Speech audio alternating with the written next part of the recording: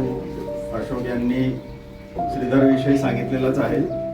रमेशने प्रोटोकॉल पाळून श्रीधरराव वगैरे म्हटलं, पण दासूने जे म्हटलं ते खरोखर त्यांच्यामध्ये आमच्यापेक्षा 15-20 वर्षाचं अंतर असूनही कधी हा प्रसंग आला नाही. त्यांनी स्वतःहून कधी आम्हाला म्हटलं नाही की मला अरे कार्य करू नका, पण ती म्हणजे मला हे अधोरेखित करायचं आहे की एक निगर्वी सालस असं एक लहान मुलाचं मन घेऊन जन्माला आलेला हा कलावंत होता. जीएननी ग्रेसच्या कवितेबद्दल जे म्हटलेलं आहे की हा प्रतिभेचा स्पर्श घेऊनच तुम्हाला जन्माला यावं लागतं, तशी ही रेषा घेऊनच श्रीधरराव जन्माला आले होते असं म्हणावं लागेल. चटका लावणारी माझ्यासाठी वैयक्तिक गोष्ट एवढीच आहे की 8 महिन्यापूर्वी माझ्या मुलीच्या लग्नात प्रकृतीच्या थोड्या कुरकुरी असतानाही ते आले होते, पण दुर्दैवाने 8 महिन्यांनी या कामासाठी यावं लागेल असं कुठलंही चिन्ह मला त्यावेळी दिसलं नव्हतं. नंतर ते बेड रिटर्न झाल्याची बातमी आली. आमच्या सुमतीबाईंनी त्या काही दिवसांपूर्वीच त्यांना भेटून गेल्या आणि आता स्मशानात इकडे येण्यापूर्वी सुमतीबाईंचा फोन आला. त्या पुण्याहून निघालेल्या होत्या, पण आता येणं शक्य नाही म्हणाल्या. आणि बोलताना त्या असं म्हणाल्या की मनोज, तो आपल्या सगळ्यांचाच भाग होता, एक भाग आपल्यातला निघून गेलेला आहे. आपण सगळेच एकमेकांचे भाग असतो. तर ती भावना आज मला वाटते आहे. कधीतरी 40 वर्षापूर्वी भेट झाली होती आणि अनेक प्रसंग जे आता ह्या आमच्या मित्रांनी सांगितले, एक वेगळा पाककलेचा एक त्यांच्यामध्ये एक पुन्हा एक एलिमेंट होता, तो वेगळा गुण होता की त्या पाककला स्पर्धांचे ते परीक्षक असत. ही बात मला ते नगरमध्ये असताना असं मला कळलं होतं. तर अतिशय एक कलावंत आणि एक वेगळंच व्यक्तिमत्व आज आपल्यातून निघून गेलेलं आहे. कुमार गंधर्व गेल्यावर अशोक वाजपेयींनी एक कविता लिहिली होती आणि त्याच्या ओळी होत्या सुरुवातीच्या 2 की जो जाता है वह थोडा थोडा हमें भी ले जाता है. श्रीधरराव असंच आमच्यातला काही अंश घेऊन गेलेले आहेत. मी व्यक्तिशः आणि आम्हा सर्व मित्रांतर्फे त्यांना विनम्र श्रद्धांजली अर्पण करतो. दादांचं निधन झालं हे सकाळी कळालं. प्रथम त्यांचा बोलणारा आणि हसरा चेहरा मला आठवला. आमच्या पिढीच्या पाठीवरती हात ठेवणारी, कौतुक करणारी माणसं हळूहळू नाहीशी होत आहेत. श्रीधर दादांविषयी काय बोलणार. ते जेव्हा घरी यायचे तेव्हा माझ्या मुलींशी आणि माझ्या बायकोशी जास्त बोलायचे. एकदा तर त्यांनी माझ्या बायकोला पोहे करून दाखवले होते की पोहे कसं करतात हे त्यांनी तिला सांगितलं होतं. त्यांच्याकडे खूप खजिना होता बोलण्यासारखा. ते डोंगर, दऱ्या, पर्वत, वेगवेगळ्या प्रकारची जंगलं, लेण्यांमध्ये ते भटकलेले होते. त्यामुळे त्यांच्याकडे एवढे किस्से असायचे. रात्री जर ते बोलायला लागले तर 2 केव्हा वाजायचे, 3 केव्हा वाजायचे कळायचं सुद्धा नाही. सतत बोलत राहायचे आणि सकाळी उठून पुन्हा आणखी तयार होऊन बसायचे आणि मग आणखी त्यांचं सुरू असायचं मुलीविषयी, बायकोविषयी. त्यांचं चाललेलं असायचं काही ना काही सांगणं, त्यांना सूचना करत राहायचं काहीतरी ते असं. तर असा उत्तम चित्रकार, एवढंच नाही तर उत्तम माणूस. हा एकमेव माणूस आहे की जात, धर्म, पंथ याने काहीच पाडले नाही. कोणाच्याही घरात जाणं, कोणाशीही संबंध, बसणं, बोलणं वगैरे सगळं त्यांचं होतं. आणि भारतभर ते भटकले आणि सगळा मित्रपरिवार त्यांचा भारतभर होता. खूप माणसं जोडली आणि ही सगळी माणसं आज वेगवेगळ्या क्षेत्रामध्ये आहेत. म्हणजे कवी असतील, लेखक असतील, चित्रकार असतील, शिल्पकार असतील, या सगळ्यांमध्ये ते होते आणि सगळ्यांविषयी त्यांना प्रचंड अशा प्रकारची आस्था होती आणि प्रत्येक बाबीविषयी त्यांना ज्ञान होतं. म्हणजे शिल्पकलेविषयी असेल किंवा चित्रकलेविषयी असेल, जंगलातल्या काही वनस्पती असेल दुर्मिळ, आदिवासींविषयी असेल, हे सगळं ते सांगत राहायचे. आणि आम्ही नेहमी त्यांना सांगायचो की दादा तुम्ही याच्यावरती लिहा, हे सगळं लिहून काढा, या सगळ्या आठवणी लिहा, तुमच्याकडे हा सगळा खजिना आहे. परंतु ते काही मनावर घेत नव्हते, पण ते प्रत्येक वेळेला सांगायचे की मी लिहिणार आहे, याच्यावरती मी लिहिणार आहे. परंतु त्यांनी त्यांच्या त्या आठवणी ज्या आहेत सगळ्या आम्हाला सांगितलेल्या, त्या कुठे लिहिलेल्या दिसत नाहीत आणि लिहून ठेवल्या असतील तर त्याचं नक्कीच पुस्तक होईल. आणि काय बोलावं दादांविषयी, म्हणजे सगळ्या आठवणी दाटून येत आहेत. परंतु जास्त बोलण्याची ही वेळ नाहीये, अनेक जण बोलणारे आहेत. मी दादांना श्रद्धांजली अर्पण करतो आणि थांबतो. आपण पुन्हा काढून पाहिलं तर मला असं वाटतं श्रीधर भेटला तर एखादा कलावंत जेव्हा अशा प्रकारे संस्कृतीचा अंश होतो तर त्याचं जगणं कृतार्थ झालेलं असतं. असा कृतार्थ जगलेला आमचा सगळ्यांचा मित्र, चित्रकार मित्र, प्रतिभावंत मित्र, त्यांना माझी विनम्र श्रद्धांजली. आणि मला असं वाटतं की आपण जालनेकरांनी काहीतरी याची स्मृती वेगळ्या अर्थाने इथे नक्कीच जपून ठेवली पाहिजे. अंबुरे आणि ही बातमी महाराष्ट्रावर माहीत झाल्याबरोबर अनेक दुःख सागरामध्ये आणि दुःखात अनेक कलावंत, साहित्यिक, चित्रकार सगळेच दुःखात डुबले. या माणसाविषयी अनेक मान्यवरांनी आपले श्रद्धांजली, आदरांजली वाहताना त्यांच्याबद्दलच्या भावना आणि सहवास कथन केलाय. पण आमच्यासारख्या, मला वाटतं 1992 ची माझा पहिला कविता संग्रह आला आणि ते संजीवनी खोजे या पुरस्काराचे ते परीक्षक होते. तो पुरस्कार मला नव्हता, दुसऱ्यांना मिळाला होता. पण माझ्याच आपल्याच गावातला आणि अकोले जिल्ह्यातला, पूर्वीच्या, आज वाशिम जिल्हा वेगळा झालाय, पण कोणता तरी एक पोरगा कविता लिहितोय आणि त्या अर्थाने त्यांनी शब्दांना आमच्या उजागर केलं. नंतरच्या कविता संग्रहाला त्यांनी चित्र दिलं. माझा छोटा मुलगा, आता अनेक कुटुंबामध्ये त्यांचा सहवास होता, अनेक जिल्ह्यामध्ये, अनेक गावामध्ये त्यांचे घरोबा होता. म्हणजे आमचा हा एक घरातला, कुटुंबातलाच व्यक्ती होता असं प्रत्येकाला वाटतं आणि वाटत आहे. परंतु माझा जो मोठा मुलगा होता त्याला त्यांनी चित्र शिकवलं आणि त्याचं चित्र माझ्या एका पुस्तकामध्ये त्यांनी छापायला लावलं. म्हणजे आजही श्रीधर दादा त्या चित्राच्या रूपानं, माझ्या मुलाच्या रूपानं आमच्यामध्ये आहेत असं मला जाणवतंय, वाटतंय. एक फकीरासारखा जगलेला हा माणूस, प्रत्येकाला कवी असला म्हणजे फार वेगळं वागू नाही, कुटुंबाला धरून राहावं हे प्रत्येकाच्या घरात सांगणारा, आमच्या माझ्या पत्नी सोबत असू द्या किंवा अनेकांच्या पत्नीसोबत असू द्या, मुलीसारखं वागून त्यांना त्याबद्दल आणि कवीबद्दल माहिती द्यायची. म्हणजे कवीबद्दल तिरस्कार निर्माण होणं त्या मातेच्या पोटी, मातेच्या मनामध्ये. म्हणून त्यांनी ते सातत्य प्रयत्न केले आणि ते लेखन जोपासावं, लेखन जोपासले गेलं पाहिजे म्हणून त्या माऊलीला समजावून सांगितलं. आणि असे अनेक महाराष्ट्रभर त्यांनी लेखक निर्माण केलेत, कलावंत निर्माण केलेत. आमच्या शब्दाच्या माध्यमातून आमच्या शब्दांना त्यांनी उजागर केलं रेषेच्या माध्यमातून. आणि ही व्यक्ती जाणं आपल्यासाठी आणि सर्वांसाठी दुःखदायक आहे, वेदनादायक आहे. त्यांच्याबद्दल खूप बोलता येईल, पण ही बोलायची वेळ नव्हे. मी थांबतो, आदरांजली वाहतो. धन्यवाद. साऱ्यांनी दिले प्रेम, ओळख ही माझी झाली, साऱ्यांनी दिले प्रेम, त्यांच्याच आधाराने मी उंच गेलो. घर सोडून हे माझे मी एकटा निघालो, घर सोडून हे माझे मी एकटा निघालो. मी काल कुठे होतो, मी आज कुठे आलो. हृदयात भीम होता, हृदयात भीम होता, अभिमान मला त्याचा. हृदयात भीम होता, अभिमान मला त्याचा. बुद्धाच्या वाटेवर मी आता इथे. किती मित्र भेटले मग, किती मित्र भेटले मग, धनवान बुद्धिमान. किती मित्र भेटले मग, धनवान बुद्धिमान. पण हात मी दुबळ्यांना तिथे रोज देत आलो.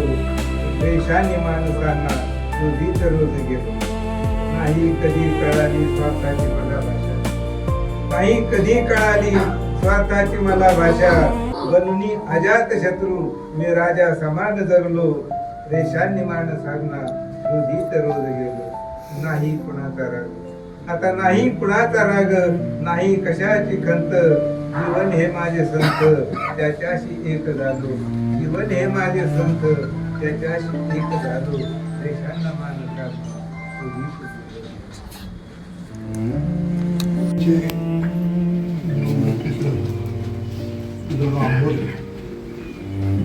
आमच्या जाण्याची बातमी आज सकाळी कळाली आणि 40 वर्षाचा दीर्घपट नजरेसमोर राहिला.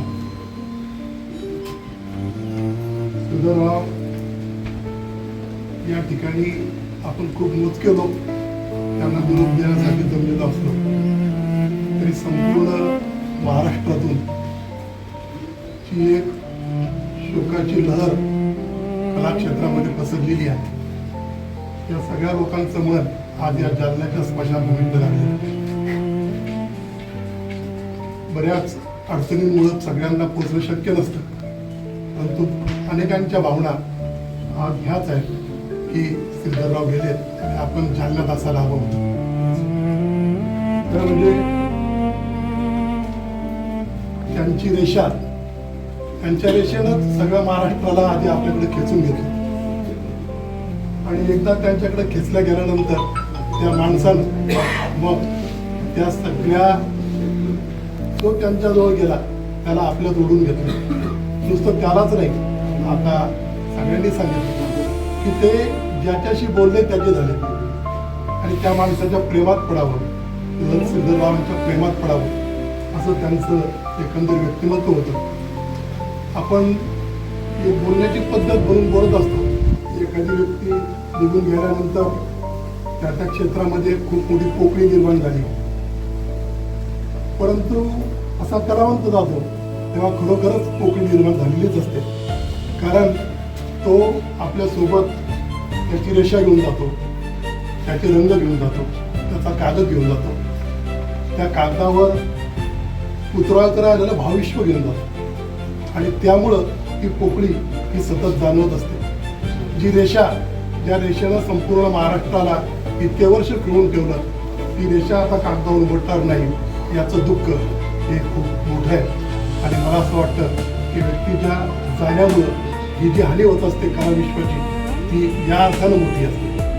श्रीधरराव, आता अशोकनं सांगितलं की ते जात पात धर्म पंथ या सगळ्याच्या पलीकडे होते आणि ही गोष्ट खरीच होती की कलावंताला या सगळ्या गोष्टीच्या पलीकडे गेल्याशिवाय खरी कला निर्माणच करता येत नाही. तो जर या भेदांमध्ये अडकून पडला तर त्याच्याकडून श्रेष्ठ दर्जाची निर्मिती शक्य नसते. श्रीधरराव त्या पलीकडे होते आणि म्हणूनच ते श्रेष्ठ दर्जाची निर्मिती करू शकले. आणि त्यांनी ज्या पद्धतीनं त्यांची निर्मिती केली, तुम्ही बघितलं असेल त्यांचा त्यांच्याशी निकटचा सहवास आला की ते प्रत्येक गोष्ट अतिशय निगुतीनं करायची. त्यांच्या कपड्यावरची वळी सुद्धा कधी तुम्हाला अशी चुकलेली दिसणार नाही. पांढरा शुभ्र पेहराव असायचा आणि त्यांचा तो अतिशय सावळा रंग आणि त्यावरचा तो पांढरा पेहराव उठून दिसायची. जशी पांढऱ्या कागदावर काळी रेषा उमटून दिसायची, तशा पद्धतीनं त्यांचं व्यक्तिमत्व समोर आल्यानंतर त्या माणसाच्या प्रेमातच पडावं इतकं डोबसवानं होतं. ही निगुतीनं कोणतीही गोष्ट करण्याची त्यांची जी सवय होती आणि त्यामुळं ते प्रत्येक गोष्ट अगदी स्वयंपाकघरात जात आमच्या घरी बरेचदा आल्यानंतर सगळ्यांनीच सांगितलं की आमच्यापेक्षा आमच्या मुलांशी, आमच्या बायकांशी त्यांचं प्रेमाचं बोलणं असायचं आणि एखादी गोष्ट कशा पद्धतीनं करावी आणि ती कशी करावी याचं ते एक प्रकारचं प्रात्यक्षिकच घरात करून दाखवायचे. आणि या सगळ्या आठवणी ज्या आहेत त्या आठवणीमुळंच आज खूप भरून येत आहे आणि खरं म्हणजे संपूर्ण महाराष्ट्र हा शोकसागरात बुडालेला आहे. हे उगाचच बोलायचं म्हणून बोलायचं नाही आहे. खरोखर आज त्यांच्या जाण्यामुळं जी एक आपल्या कलाविश्वाची, विशेषतः चित्र आणि आपल्या साहित्यिक विश्वाची जी हानी झालेली आहे त्यात आपण दुःख करण्यापलीकडे आपल्याकडे काही राहिलेलं नाही, पण त्यांची स्मृती सगळ्यांच्या मनात कायम ठेवत राहील याबद्दल माझ्या मनात शंका आहे. सर्वप्रथम छत्रपती शिवाजी महाराज, महात्मा ज्योतिराव फुले, डॉक्टर बाबासाहेब आंबेडकर तसेच परिवर्तनवादी चळवळीतील तमाम महापुरुषांनी योगदान केलं. आज आमचे दादा संपूर्ण महाराष्ट्रामध्ये ख्यातकीर्त असलेले श्रीधर अंबादास अंबोळे दादा जे कालकथित झालेले आहेत आणि त्यांच्या या संस्काराच्या निमित्ताने आपण सर्व जमलेले आहोत. खरं म्हणजे श्रीधर दादांचं जे व्यक्तिमत्व आहे त्या व्यक्तिमत्वाच्या संदर्भामध्ये, त्यांच्या पैलूंच्या संदर्भामध्ये, त्यांच्या कार्यांच्या संदर्भामध्ये त्यांनी केलेली जी चित्रकलेची निर्मिती आहे या संदर्भामध्ये संपूर्ण महाराष्ट्राला ते सर्व ज्ञात आहे. असं असलं तरी मला त्यांच्यातला एक महत्त्वाचा जो गुण आहे तो हा भावला की आपण श्रीधर रेषा असं म्हणतो. त्यांनी त्यांची तर रेषा मोठी केलीच केली, परंतु इतरांच्याही रेषा कशा मोठ्या होतील, कशा वाढतील, त्यांना कसा आकार येईल, कसा उकार येईल, त्यांना कसं बळ मिळेल, त्यांना कशी प्रेरणा मिळेल, त्यांना कशी ऊर्जा मिळेल, यासाठी श्रीधर दादांनी अनेकांना प्रेरित केलेलं आहे, अनेकांना ऊर्जा दिलेली आहे. अगदी बालमित्रांपासून ज्येष्ठांपर्यंत हे काम त्यांनी केलेलं आहे. आणि श्रीधर दादा व्यक्तीतला गुण हेरत होते की एखादी गोष्ट जर एखादा व्यक्ती करत असेल तर त्याला ते अप्रिशिएट करत होते आणि म्हणत होते की तुम्ही हे करा, तुमच्यामध्ये हे चांगल्या पद्धतीने आहे. एखादा ललित लेखक असेल तर त्याला ललित लेखाच्या संदर्भामध्ये, एखादा कवी असेल, एखादा समीक्षक असेल, एखादा विचारवंत असेल, तर हे सगळं हेरण्याचं काम आणि त्याचीही रेषा वृद्धिंगत करण्याचं काम जे आहे तळेगावकर सर हे दादांनी केलेलं आहे. असं फारसं कोणी करत नाही. याच्यासाठी कलेजा मोठा पाहिजे, मन मोठं पाहिजे. श्रीधर दादांचं मन जे आहे इतकं व्यापक होतं, इतकं मोठं होतं, त्याला कुठल्याही प्रकारची सीमा नव्हती. जात धर्म पंथ याच्या पलीकडे सातपुते सरांनी सांगितलं ते अगदी बरोबरच आहे. इतका निर्मम माणूस जो आहे तो महाराष्ट्रामध्ये बहुधा विरळच असू शकतो आणि म्हणूनच तो प्रत्येकाच्या घरामध्ये जो किचन पर्यंत जाऊ शकतो. किचन पर्यंत अलता भलता माणूस जाऊ शकत नाही, अलत्या भलत्याची डेअरिंग सुद्धा नाही, परंतु श्रीधर दादा प्रत्येकाच्या किचन पर्यंत जात होते. त्याचं कारणच हे आहे की श्रीधर दादांनी प्रत्येकाच्या मनामध्ये घर केलं होतं. विशेष म्हणजे बायकांमध्ये आमच्या ज्या बायका आहेत आमच्यापेक्षा त्यांच्यावर जास्त प्रेम करायचे. म्हणजे आम्हाला जरी सर आले नाही, आता अकोल्याचे सर होते, चिखलगाव हे त्यांचं मूळ गाव आहे, मी अकोल्याचा आहे आणि म्हणून अकोल्याला आल्यानंतर माझ्या घरी येणे आणि घरी आल्यानंतर जालन्यामध्ये कोण कोण काय आहे, संजीवनी काय म्हणतात, तळेगावकर मॅडम, हे सगळे जे कलावंत आहेत प्रत्येकाची, शशिकांत शिंदे आहे तिथे, अनेकांची, भारत सातपुते आहेत, अनेकांच्या आठवणी ते काढत होते आणि रात्रभर गप्पा करणे हा त्यांचा आवडीचा छंद होता. रात्रभर गप्पा करणे म्हणजे त्यांना झोप नव्हती आणि ते सुद्धा आम्हाला झोपू देत नव्हते. अशा प्रकारचा हा जो कलावंत आहे, हा कलावंत माणूस निघून जाणे याने फार मोठी हानी केवळ कलेची, साहित्य क्षेत्राचीच झाली असं नाही, तर मानवता जी आहे, मानवतेचं जे बीज आहे ते दादांनी जे रोवलेलं आहे ते बीज जे आहे कुठेतरी ते खंडित झालेलं आहे. कारण अशा प्रकारे निर्मम प्रेम जे आहे ते प्रेम श्रीधर दादाशिवाय महाराष्ट्रामध्ये अनेक कलावंत आहेत. कलावंतामध्ये किती द्वेष असतात हे सांगण्याची काही मला नव्यानं गरज नाही, पण दादांमध्ये हा गुण नव्हता. प्रत्येकाला मोठं करणे, त्याचा गुण अप्रिशिएट करून त्याला त्याच्या पाठीवर हात देणे हे फार महत्वाचं आहे. आणि म्हणून संपूर्ण महाराष्ट्रामध्ये फिरून सुद्धा मी थोडंसं अधिक बोलतो ताई, त्याचं कारण असं आहे की दादांनी एवढं सगळं फिरलेले आहेत महाराष्ट्रामध्ये, परंतु त्यांच्या लेखनाला विद्यापीठामधून प्रतिसाद मिळत नव्हता. आणि म्हणून अरण्य नावाचा जो त्यांचा ललित लेख आहे, पाठ आहे, तुम्ही अमरावती विद्यापीठामध्ये सर्वप्रथम लावला आणि नंतर रणदीप शिंदे यांनी रेगोड्या नावाचा लेख जो आहे तो लावला आणि विद्यापीठातूनही दखल त्यांची गेली पाहिजे अशी भावना माझ्या मागे होती. आणि त्या दिवशी दादाला इतका आनंद झाला की म्हणे बा तुम्ही आता ते सर्व लोकांपर्यंत पोहोचवलेलं आहे. आणि विशेषतः जेव्हा ते माझ्या कॉलेजमध्ये येत होते ते मोठ्यांपेक्षा त्यांना लहान लोकांसोबत, विद्यार्थ्यांसोबत गप्पा करणे विशेष आवडे आणि विद्यार्थ्यांना ते प्रेरित करत, बळ देत असत. आणि म्हणून अनेक विद्यार्थी जे आहेत, जेव्हा आता मी उद्या कॉलेजमध्ये जाईल, वर्गात सांगेल की श्रीधर अंबोरे गेले, तर ते विद्यार्थी जे आहेत ते विद्यार्थी देखील शोकसागरात बुडतील. इतकं मोठं अलोट प्रेम जे आहे ते श्रीधर अंबोरेंनी सर्वांवर केलेलं आहे, विशेषतः लहान मुलांवर केलेलं आहे. कला जोपासलेली आहे, केवळ स्वतःला जोपासलं नाही तर समाजातील प्रत्येक घटकाला जोपासलेला आहे. आणि हे फार महत्वाचं आहे आजच्या समयी. आणि म्हणून मी अकोल्याच्या वतीने, कारण म्हणजे अकोल्यासाठी तळेगावकर सर हे भूषण होतं. अकोल्यासाठी, महाराष्ट्रासाठी तर आहेच आहे, पण अकोला आणि वाशिमसाठी हे भूषण होते आमचे दादा आणि ते निघून गेले. त्यामुळे आम्हाला अतिव दुःख झालेलं आहे. आणि म्हणून आज आपल्या सर्वांच्या वतीने मी दादांच्या या सगळ्या स्मृतीला विनम्र अभिवादन करतो. मला संधी दिली त्याबद्दल धन्यवाद व्यक्त करतो. मी असं म्हणते, बापासारखा मित्र माझा अंबू बाबा, हॅलो श्रीधर, जय भीम असं म्हणायचंस किती हसायचा रे तू. किती घट्ट मैत्री होती आपली. तुझी जागा कोणीच घेऊ शकत नाही. तुझं हसणं, तुझा आवाज, तुझा राग, तुझी माया, तुझं मार्गदर्शन हे बापासारखंच प्रेम आणि त्याच्यात बापासारखंच प्रेम सगळं माझ्या मनात कायम राहील. आंबू बाबा की त्यांना आंबू बाबा म्हणा. आंबू बाबा तू गेलास पण माझ्या आयुष्यातून तू दिलेली मायेची सावली ही कधी सरणार नाही.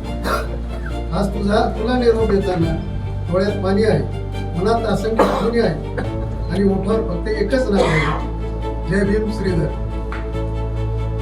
तू जिथे कुठे असशील तिथे असंच हसत राहा, कारण तुझे ते हसणे आमच्या आठवणीत शेवटपर्यंत जिवंत राहील.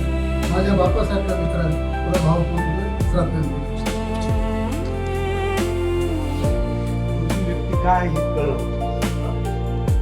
माणसाने आजकाल ह्याच्यातल्या काळात माझं वैयक्तिक मत आहे की माणुसकी फार कमी झाली. आणि माणसातला माणूस कसा असावा त्याचं उत्तम उदाहरण म्हणजे श्रीराम सर. मी त्यांचं थोडंफार वाचलं आता. साहित्यिकांच्या मोठमोठ्याला 300 पुस्तकाला कमीत कमी त्यांनी मुखपृष्ठ दिलं आणि एकाही मुखपृष्ठाचं मानधन ह्या माणसाने घेतलं नाही. त्याच्याहून ह्या माणसाची उंची कळली. आणि अकोला नगर शेवटी जाताना हा माणूस जालन्यात आला. दासू सरांनी सांगितलं की मैत्री कशी असं तिला जात धर्म वय अशा मर्यादा नव्हत्या. आणि प्रोटोकॉल मोठा माणूस आवाजवळ बोलणं आणि एक नातं असतं आई बहीण भाऊ मित्र. हे नातं आंबोरे सरांनी सगळ्यांशीच जोडलं. आज श्रीधर आंबोरे सरांना मी माझ्या खरं म्हणजे माझ्या हॉस्पिटल